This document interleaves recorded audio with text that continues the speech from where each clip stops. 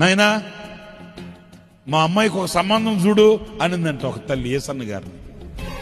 సరేలే పాపం అడిగింది కదా నోరు తెరిచి, అలాగేలమ్మా అన్నాడంట యేసన్న గారు కూడా.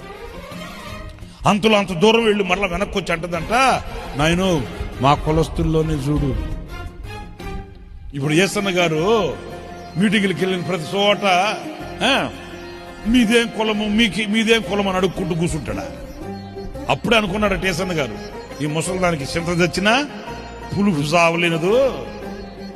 ఇన్ని నాళ్ల నుంచి, ఇన్ని సంవత్సరాల నుంచి దేవుని మందిరకు వస్తున్నా ఇంకా కులం కులం కులం అని కులగజ్జి పట్టుంది అనుకొని మనసులో అనుకున్నాడంటలేండి, పైకంటే కుదరదుగా అని మౌనంగా ఉన్నాడంట.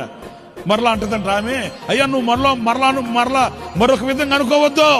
ఎందుకంటున్నానంటే మేము ఒక్కరమే కదా రక్షించబడింది, మా వాళ్ళందరూ రక్షించబడలేదు కదా. ఇప్పుడు మీ వాళ్ళు ఇంకా రక్షించబడలేదు కాబట్టే నీవు ఒక ప్రత్యేకించబడిన వ్యక్తిగా ఉండాలి. నీవు వాళ్ళలో ఒక ప్రత్యేకించబడిన వ్యక్తిగా లేకపోతే వాళ్ళకి నీకు వ్యత్యాసం ఏంటి? అర్థమవుతుందండి. వాళ్ళు ఏమైనా అనుకుంటారని వాళ్ళ పద్ధతులు నువ్వు చేస్తే నీకు వాళ్ళకి వ్యత్యాసం ఏంటి?